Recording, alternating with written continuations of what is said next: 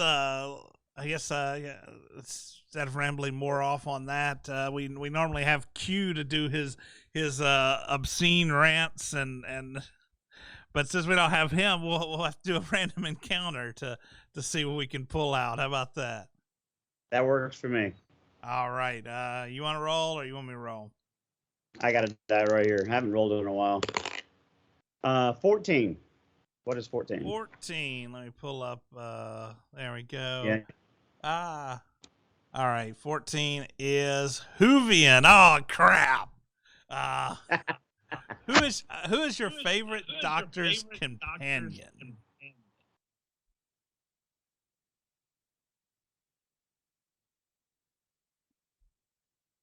Blood X. I'm looking her. I can't remember her name. She was the Impossible Girl. What was the Clara? Was that her name? Oh yeah, Yeah, Clara. Clara Oswald actually was, and she's the reason why I actually put this topic on there. Is I the especially with there was an episode where it showed her even going back to the first Doctor, and she was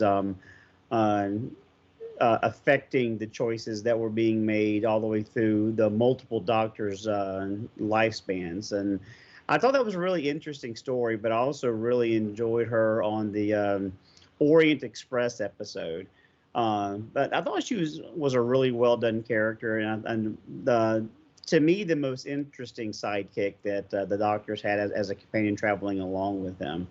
I mean, there's some other good ones as well, but I think she was probably my favorite out of all the ones we've seen through the different iterations of the Doctor.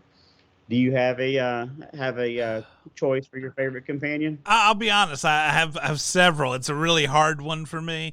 Of course, none of Mhm. them come out of the new Doctor. They all come from classic Doctor Who. Of course, there's Sarah Jane Smith, who was the companion for the fourth Doctor, which I'm a fourth Doctor a nerd. So love Sarah Jane Smith. Also for the Fourth Doctor, it was an interesting concept when Ramona joined his team, which was also another Time Lord. So you actually got to see, the the different Time Lord travel. Plus, there's things that I guess aren't canon anymore because of things that the new series has done. But some of the difference between the Doctor versus other Time Lords, regeneration, like his regeneration, if you went by that, was sort of broken, um, and a lot of stuff. But yeah, other than that, those two, I did. I sort of liked Ace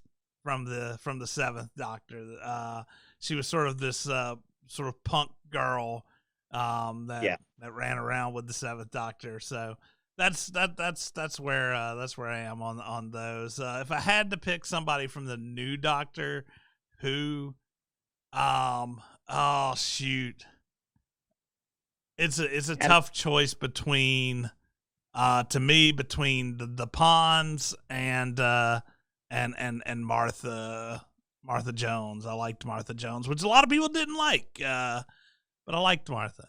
So yeah, I mean, one of the fascinating things about Doctor Who is not only the time travel and going to different planets, is the fact that an alien is willing to take a human along for the ride and enjoy their experiences along with them. So, some of the reactions that some of the companions get does make it fulfilling. Plus, their character quirks, can be either standoffish or it could help you immerse yourself. But I thought it was an interesting question. Unfortunately, Q's not with us to give his input on it, but I do think that the uh, the series has done a lot of immersiveness with some of the characters, and I'm curious to see what they're going to do with the new Doctor once that comes out because I can't watch the most recent iteration. It's I'm not the target audience, and it's just yeah, not easy to watch. But I'm hoping that they return to some of the things that brought us in as fans, like the Fourth Doctor. That was my cherry popper, if you will, for Doctor Who, and I couldn't wait to watch it. Loved Yeah. it, and even with David Tennant and even Matt Smith. I know a lot of people didn't really care for Matt Smith, but that's one of my wife's favorite iterations of the Doctor. I know a And lot of people who are Matt Smith fans. I'm not. Yeah, and in Peter Capaldi, he had promise, but I think he suffered for some of the writing. The Sonic sunglasses just really kind of threw me off. But I am hopeful that the Doctor Who will get back on track and get back to its sci-fi ways and bring back the hardcore fans. On a side note, if you watch, you're in the Jackson area. We are doing a competition next Sunday on our live stream. So be sure to join our live stream next Sunday if you're in Jackson, Mississippi, or you're willing to drive to Jackson, Mississippi to Van's Comic Cards and Games, because we're gonna work with them on giving away this really cool Overwatch statue that they have. We'll show some pictures of it next during the stream next week.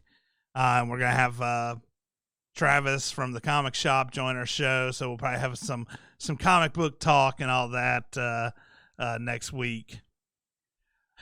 All right. Other than that, I guess I'm starting the podcast downloads back up. We've had some interest reappear on those. The numbers were dropping drastically last time I was there, so we had quit posting them up. But now that the interest is picking up again, we'll start doing the podcast version so you can listen to it on your drive home. All right. Well, thanks for watching, everybody. Be sure to check out Dicejunkies.com for all the links everywhere we are. And podcast link is there. YouTube, Twitter, Twitch, Instagram, Facebook, all that good stuff. And as every week, we hope you enjoy.